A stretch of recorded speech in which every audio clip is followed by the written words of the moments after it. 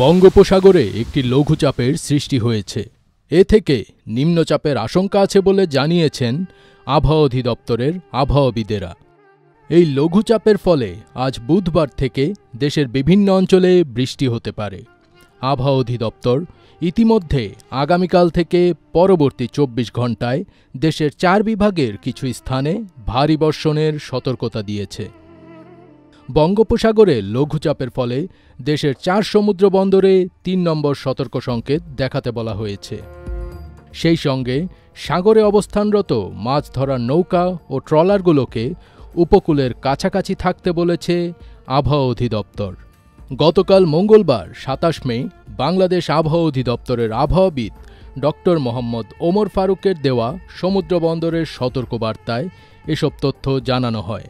আবহাওয়া অফিস আরও জানিয়েছে, উত্তর পশ্চিম বঙ্গোপসাগর এবং তৎসংলগ্ন এলাকায় একটি লঘুচাপ সৃষ্টি হয়েছে। এটি ঘনীভূত হতে পারে। লঘুচাপের প্রভাবে উত্তর বঙ্গোপসাগর, বাংলাদেশের উপকূলীয় এলাকা এবং সমুদ্র বন্দরসমূহের ওপর দিয়ে দমকা বা ঝোড়ো হাওয়া বয়ে যেতে পারে।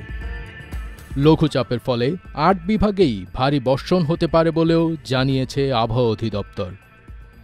আজ বুধবার ২৮ মে সন্ধ্যা ৬টা থেকে পরবর্তী ২৪ ঘণ্টায় ময়মনসিংহ, ঢাকা, খুলনা, বরিশাল, চট্টগ্রাম ও সিলেট বিভাগের অধিকাংশ জায়গায় এবং রংপুর, রাজশাহী বিভাগের কিছু কিছু জায়গায় অস্থায়ীভাবে দমকা হাওয়াসহ বিদ্যুৎ চমকানো বা হালকা থেকে মাঝারি ধরনের বৃষ্টি অথবা বজ্রসহ বৃষ্টি হতে পারে।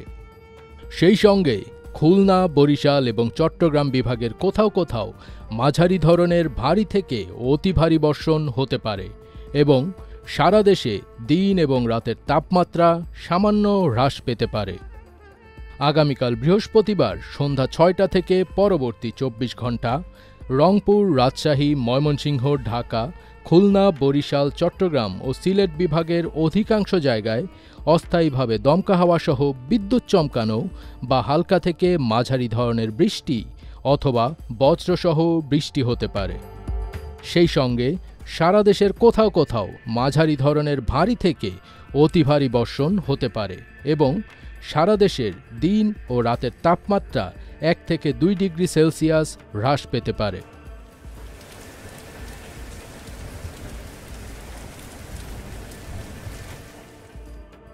ফজবির তাজ, ATN বাংলা।